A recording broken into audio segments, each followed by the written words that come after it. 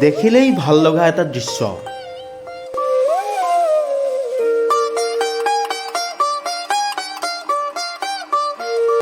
যাৰ বাবে বিখ্যাত ডিব্ৰু-চৈখোৱা ৰাষ্ট্ৰীয় উদ্যান, সেই বিখ্যাত বনঘৰচীয়া ঘোঁৰা আবদ্ধ হ'ল কেমেৰাত।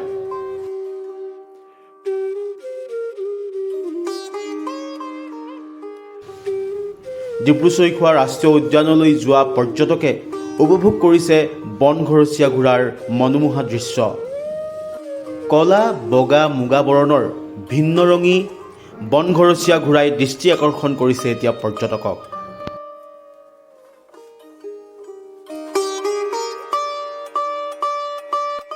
চাই থাকিলে যেন চাই থাকিবলৈ মন যায় ডিব্ৰু-চৈখোৱা ৰাষ্ট্ৰীয় উদ্যানৰ বনঘৰচীয়া ঘোঁৰাবোৰ। ডিব্ৰু-চৈখোৱা ৰাষ্ট্ৰীয় উদ্যানৰ মাইজান চাপৰিত যেন সকলোৰে এতিয়া দৃষ্টি আকৰ্ষণ কৰিছে নৈ কাষলৈ ঘাঁহ খাবলৈ অহা বনঘৰচীয়া ঘোঁৰাবোৰে।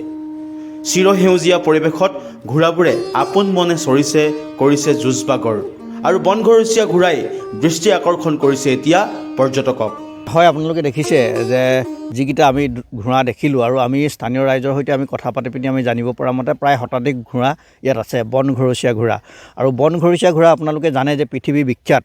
দ্বিতীয় বিশ্বযুদ্ধৰ সময়তেই ব্ৰিটিছে তেতিয়া আচলতে ডিব্ৰু-চৈখোৱা অভয়াৰণ্যত আচলতে মেলি থৈ গৈছিল, আৰু পৰৱৰ্তী সময়ত সেই ঘোঁৰাসমূহকে বনঘৰচীয়া ঘোঁৰা বুলি কোৱা হয়।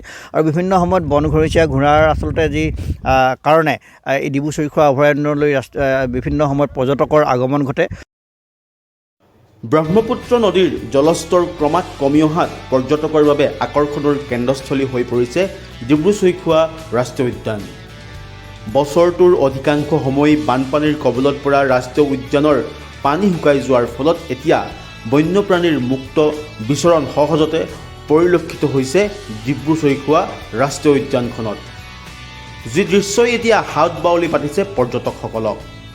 পৰ্যটকৰ কেমেৰাত আবদ্ধ হৈছে ডিব্ৰু-চৈখোৱা ৰাষ্ট্ৰীয় উদ্যানৰ মনোমোহা প্ৰাকৃতিক পৰিৱেশৰ লগতে বন্যপ্ৰাণী। দ্বিতীয় বিশ্বযুদ্ধৰ সময়ছোৱাত সেই সময়ত ব্ৰিটিছে কিছুমান বনঘৰচীয়া ঘোঁৰা ডিব্ৰু ৰাষ্ট্ৰীয় উদ্যানত এৰি থৈ গৈছিলে, আৰু সেই বনঘৰচীয়া ঘোঁৰাবিলাক এতিয়া শ্ৰীবৃদ্ধি হৈছে। ব্ৰহ্মপুত্ৰ নদীৰ বালিচৰ বিভিন্ন স্থানত তেওঁলোকে খাদ্য সন্ধানত ওলাই আহিছে। আমি দেখিবলৈ পালোঁ যে মাইজান বালি চাপৰিতো আমি শুকুলা ঘোঁৰা, বনঘৰচীয়া শুকুলা ঘোঁৰা, সাধাৰণতে শুকুলা ঘোঁৰা বিখ্যাত, আৰু এইটো দেখিবলৈ পোৱা নাযায়, যথেষ্ট দুষ্প্ৰাপ্য হয়। ভাৰতৰ বনঘৰচীয়া ঘোঁৰাৰ একমাত্ৰ বিচৰণস্থলী হৈছে ডিব্ৰু-চৈখোৱা ৰাষ্ট্ৰীয় উদ্যান। দ্বিতীয় বিশ্বযুদ্ধৰ সময়ত সেনাই এৰি যোৱা ঘোঁৰাই পৰৱৰ্তী সময়ত হৈ পৰিছিল বনঘৰচীয়া ঘোঁৰা।